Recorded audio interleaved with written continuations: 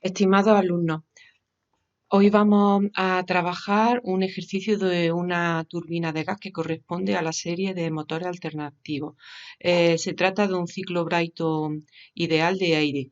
En el compresor entra un flujo volumétrico de aire a 6 metros cúbicos por segundo con un bar de presión y 290 Kelvin. La relación de compresión son de P2 a P1, 12.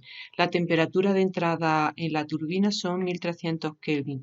Calcular los siguientes apartados considerando, primera hipótesis, que los calores específicos son variables con la temperatura y segunda hipótesis, que los calores específicos son constantes con gamma 1,4.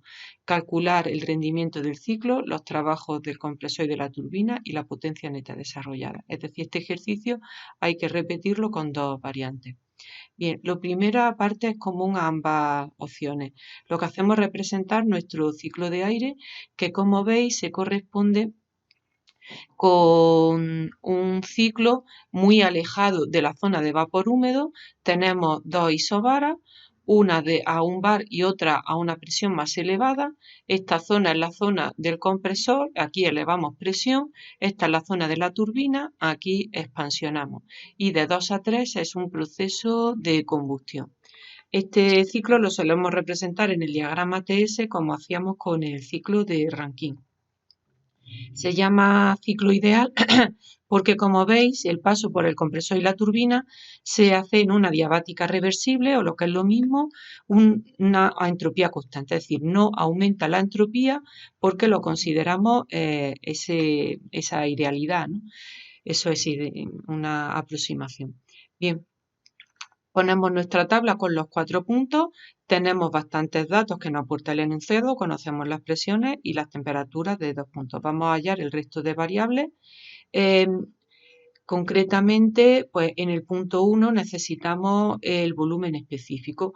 Como aplicamos gas ideal, pues usamos la ecuación de los gases ideales, despejamos V1, usamos la R personalizada para el aire, que sería la universal 8,314 dividido entre el peso molecular del aire, nos da este valor de 0,287 al que ya estamos habituados y que casi os sabéis de memoria.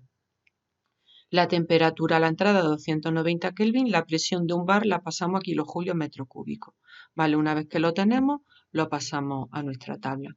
Bien, ahora para el cálculo del punto 2 utilizamos que del punto 1 al punto 2 vamos por una isentrópica. La ecuación de la isentrópica ya la conocéis, pero en este caso nos interesa modificarla porque nos interesa escribirla en función de temperatura y presiones. Bien, para eso el volumen específico del punto 1 lo sustituimos por su correspondiente ecuación en el punto 1 como gas ideal, igual hacemos en el punto 2, se van las R's, arreglamos los exponentes, ¿vale? Aquí nos queda P1 en el denominador con gamma menos 1 y T1 con gamma, y si hacemos raíz en gamma, pues al final nos queda esta expresión, que es con la que habitualmente trabajaremos en estos equipos que trabajan con aire gas ideal, porque de esa manera nos ahorramos tener que calcular los volúmenes específicos en estos otros puntos que no los vamos a necesitar para nada y ahorramos un poquito de tiempo. Bien, finalmente T2 lo podemos despejar y conocido T1, que siempre hay que ponerlo en Kelvin, muy importante, en este caso en el punto 1 son 290, las relaciones de presión en la zona de baja y en la zona de alta del compresor son 12, el exponente adiabático lo conocemos y bien, pues ya lo tenemos, ya tenéis que la temperatura en el punto 2 son 584 con 89,84. El punto 3 no tenemos que calcular nada porque ya nos lo han dado, y el punto 4 de nuevo utilizamos que de 3 a 4 vamos por una isentrópica. La isentrópica, bueno, sabéis que nos conviene escrita en este formato, la podéis aprender de memoria o la podéis deducir de esta, que es como más fácil de memorizar, y despejamos T4. En función de T3, de nuevo T3 lo ponemos en Kelvin. En este caso, P4 partido P3 es la inversa de P2 partido P1, ¿vale? ¿Por qué? Pues porque estos son una línea isobar y por lo tanto la presión de 3 coincide con la de 2 y la de 4 coincide con la de 1. Por eso esto es un doceavo y al final calculando nos sale 639,15 que pasamos a nuestra tabla. Ya tenemos todos los puntos que necesitamos. Insisto en que estos valores pues no son necesarios. Si fueran necesarios no hay más que aplicar gas ideal porque conocemos dos variables, podemos obtener la tercera. Bien, ahora sí vamos a tener en cuenta que vamos a trabajar con calores específicos variables con la temperatura. Esto implica que el gas ideal, bueno, podemos usar las ecuaciones de los gases ideales, pero los C sub P son variables y esta variabilidad la podemos consultar en tablas, ¿vale? Estas tablas nos permiten obtener los valores de entalpía para cada uno de estos puntos. Estas tablas son la tabla A17 de la colección número 2 que tenéis en docencia virtual. Tenéis dos colecciones. Hasta ahora hemos trabajado con la primera. Pues necesitáis descargaros la segunda y buscar la tabla A17 en la misma, que son las propiedades del aire como gas ideal. Y se ve cómo varían las variables termodinámicas con la temperatura, ¿vale? Entonces, bueno, pues estas tablas tienen en cuenta que el C sub P varía con la temperatura. Bien, son muy fáciles de utilizar, por ejemplo, el punto de 290 Kelvin e irse a la línea de 290 y como solo queremos la entalpía, pues la cogemos 290,16.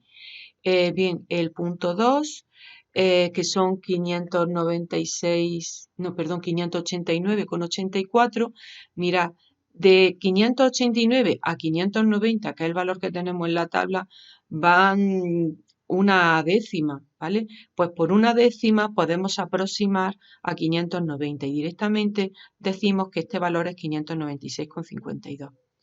El punto de 1300 sí viene en la tabla directamente, la entalpía son 1395,97 y por último la temperatura de 4, bueno aquí hay una pequeña errata, debería de ponerte 4 y aquí debería de ser un 6. Aquí lo que os quiero decir es que la temperatura de 640 difiere, aquí debería de poner 640, difiere de 639 en aproximadamente un Kelvin. Por lo tanto, cuando ya nos acercamos a un Kelvin y de ahí en adelante, no debemos de coger los datos directamente, sino que se debe de interpolar. Entonces, en este caso, pues vamos a interpolar entre 640 y 630 para el valor de 639,15.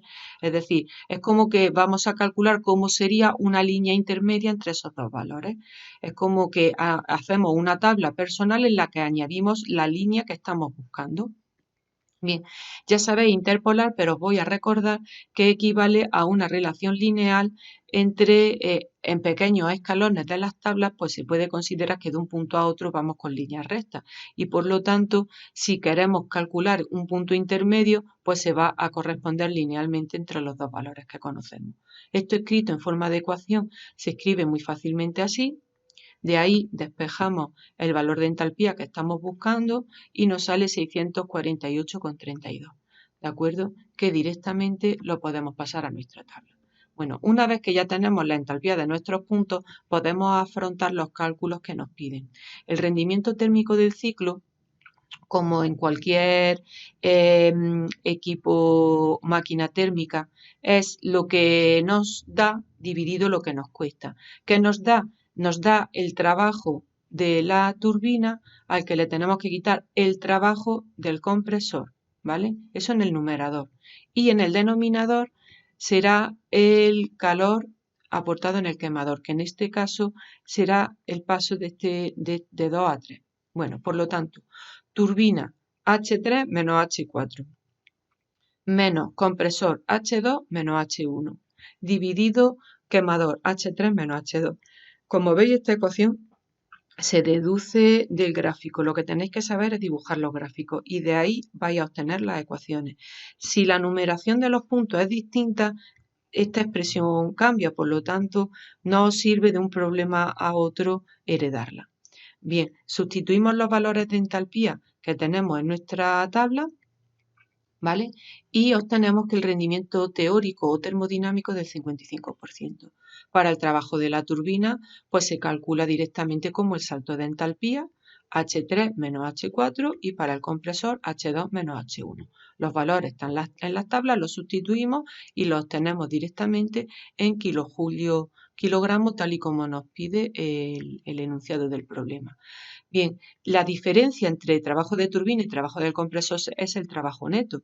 Lo calculamos, son 441,29, pero como nos piden potencia, tenemos que pasar a kilovatios. Para pasar a kilovatios hay que multiplicar por el flujo másico, es decir, kilos por segundo de fluido de trabajo que hay en nuestra máquina térmica. Bien, nos han dado datos de caudal, ¿vale?, de aire en el punto 1. Esos son metros cúbicos por segundo.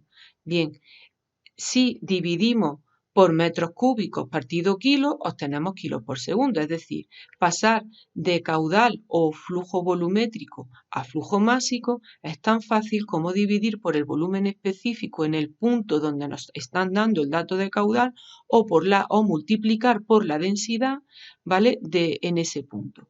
En este caso, como conocemos el volumen específico, pues dividimos y obtenemos 7,2 kilos por segundo de aire que circulan por nuestro equipo, que entran en el compresor y salen por la turbina. Bien, deciros que estos equipos cuando tenemos una presión lumbar, es porque cogen directamente el aire del exterior y lo entregan directamente al exterior, es decir, es abierto, aquí tomamos aire y aquí expulsamos el aire. Si esta presión es distinta de lumbar, lo normal es que sea cerrado y en ese caso el aire del punto 4 pasará sin mezclarse con el exterior al punto 1. También deciros que se trata de un ciclo ideal porque del punto 1 al punto 2 y del punto 3 al punto 4 nos movemos sin aumento de entropía. Bien, ya hemos terminado la primera parte. La segunda parte es considerar calores específicos constantes, es decir, perdón, todavía no habíamos terminado la primera parte. Bien, entonces una vez que tenemos el flujo másico de aire, pues obtenemos la potencia neta multiplicando el trabajo neto por el flujo másico y nos sale 3.181 kilojoules por segundo, lo que sería lo mismo, 3.181 kilovatios. Si lo dividimos por 1.000, nos salen que son aproximadamente 3,2 megavatios. Bien. Ahora sí pasamos a la segunda fase, que es considerar calores específicos constantes. En este caso, C sub P constante equivale a que además de gas ideal, pues al ser constante le llamamos gas perfecto y no necesitamos tablas porque tenemos ecuaciones. ¿Cómo calculamos ese C sub P? Pues lo podemos hacer conociendo gamma y conociendo R, que como sí los conocemos, y en el caso del aire, y con el valor de gamma 1,4 es considerar C sub P como si valiese muy cerca de la unidad, 1,0045. Y ahora pues vamos a obtener la entalpía multiplicando los saltos de temperatura por este calor específico constante. Bien, para hacer los cálculos de rendimiento, pues hacemos la misma relación de antes deducida del gráfico, solo que ahora los saltos entálpicos se calculan como estos coeficientes por los saltos de temperatura, ¿de acuerdo? Entonces, pues es tan fácil como que ahora se simplifican los C sub P y podemos escribir el rendimiento en función de las temperaturas, ¿vale? Entonces sustituimos los valores de las temperaturas, no hemos tenido que ir a las tablas para encontrar la entalpía y nos sale el rendimiento 0,5, es decir, un 50%. ¿Por qué sale más bajo? Pues porque cuando hacemos esta aproximación en realidad estamos redondeando la entalpía por abajo. ¿Por qué? Vamos a ir a los cálculos de entalpía con tabla y si aquí usamos T multiplicado por un C sub P de aproximadamente 1, 290 coincide con 290,16 con bastante aproximación.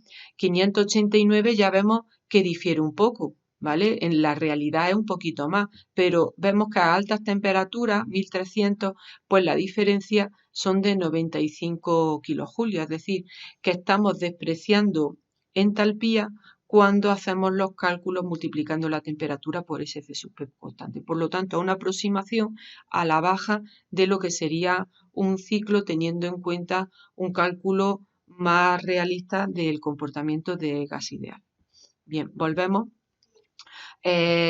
Ahora comprendemos por qué este rendimiento, haciendo esta hipótesis, baja, ¿vale? Es por esas pérdidas en los cálculos de entalpía. El cálculo, el trabajo de la turbina es H3 menos H4, de nuevo lo ponemos como C sub P, salto de temperatura. El trabajo en el compresor H2 menos H1, de nuevo como C sub P, salto de temperatura, en este caso T sub 2 menos T sub 1, no tenemos más que sustituir y obtenemos nuestros trabajos que de nuevo serán un poquito menores que los cálculos con la hipótesis de variabilidad en C sub P. Bien, el trabajo neto se calcula con la diferencia de estos últimos valores. El flujo másico se hace exactamente igual que antes, ¿vale? Multiplicando esto por la densidad o dividiendo el caudal por el volumen específico en el punto en que nos han dado el dato.